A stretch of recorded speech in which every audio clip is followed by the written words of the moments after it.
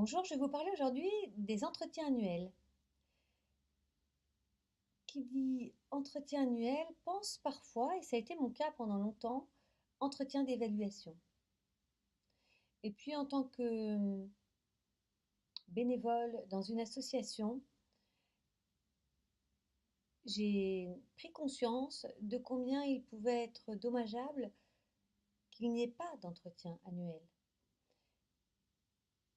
Et j'avais pas tellement envie de mettre en place des entretiens d'évaluation qui n'avaient pas forcément beaucoup de sens pour moi, du moins tels que je les envisageais à l'époque. Mais je me suis rendu compte en les vivant, en les mettant en place puis en les vivant, que les entretiens annuels peuvent être des moments de rencontres, de projets et d'envie d'évolution, des rencontres, de perspectives et de propositions de projets, des rencontres de rêves et d'aptitudes. C'était aussi des lieux qui pouvaient permettre d'échanger des repères et des feedbacks. Et je me souviens en particulier euh, d'enseignantes qui déploraient le fait de manquer de disponibilité en entrant dans leur salle de classe et avec qui j'ai partagé combien il me paraissait important qu'elles puissent prendre quelques minutes pour elles, quelle que soit la demande des parents, quelques minutes pour elles entre le temps où elles accueillaient les enfants et le temps où elles commençaient la classe.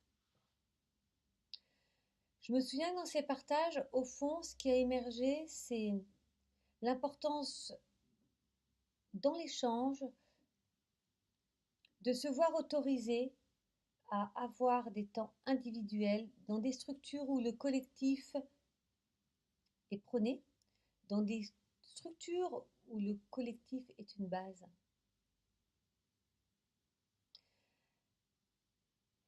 Et j'aime à penser que certaines entreprises pourraient transformer l'entretien individuel en une rencontre.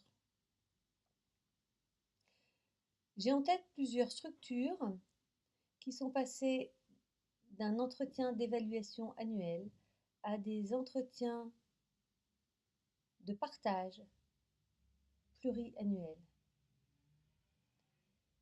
Ce qui a largement été facilité par le développement d'une culture du feedback qui permet à chacun à la fois de partager ses aspirations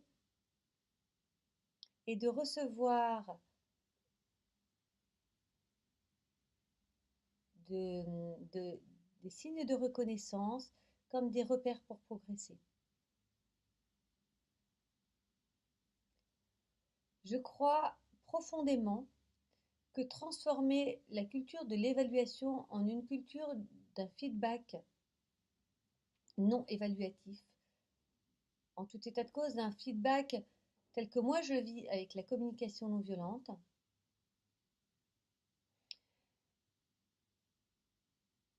est une formule qui permettrait de développer la performance dans le bien-être, la performance individuelle et collective,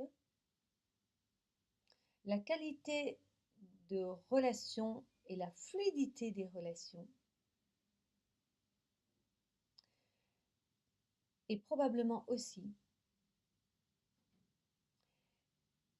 plus d'efficience au travail. Je vous remercie de votre écoute et à très bientôt.